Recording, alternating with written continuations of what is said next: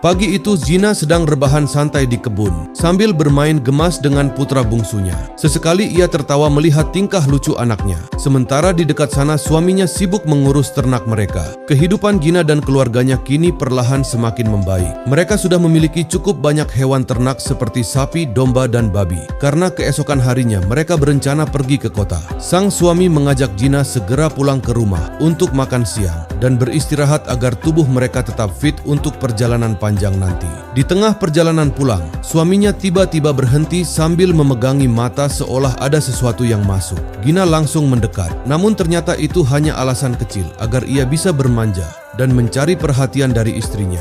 Gina pun hanya tersenyum geli melihat tingkah suaminya itu. Keesokan paginya saat udara pegunungan masih sangat dingin, Sanjib, Gina dan beberapa warga desa bersiap berangkat menuju pasar lokal di kota.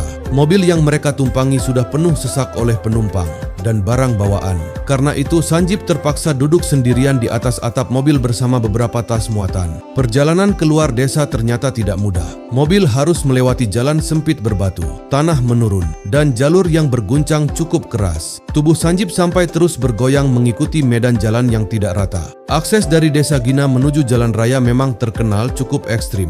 Di satu sisi terdapat tebing tinggi, sementara di sisi lainnya langsung jurang yang dalam. Meski begitu, pemandangan sepanjang perjalanan terasa sangat indah. Hamparan perbukitan hijau dan udara sejuk pegunungan membuat perjalanan tetap terasa menyenangkan.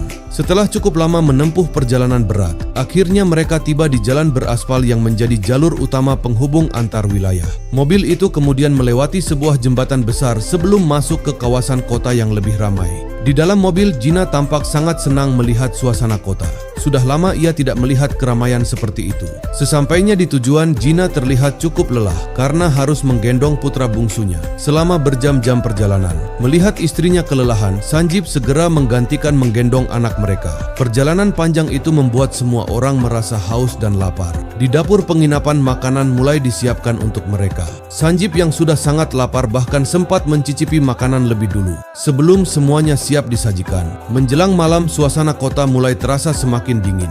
Mereka akhirnya memutuskan untuk menginap di hotel tersebut sebelum melanjutkan aktivitas keesokan harinya. Sebelum beristirahat, mereka makan malam bersama dengan lauk ayam goreng hangat. Gina terlihat sangat bahagia malam itu. Bahkan sebelum mulai makan, ia sempat memotret hidangannya terlebih dahulu. Setelah itu, Gina dan teman-temannya langsung makan dengan lahap. Karena sejak tiba mereka memang belum sempat makan. Menjelang tidur, Gina masih sempat bermain dengan putra kecilnya di dalam selimut tebal. Di tengah udara dingin pegunungan, suara tawa kecil anaknya membuat malam itu terasa begitu hangat dan menyenangkan.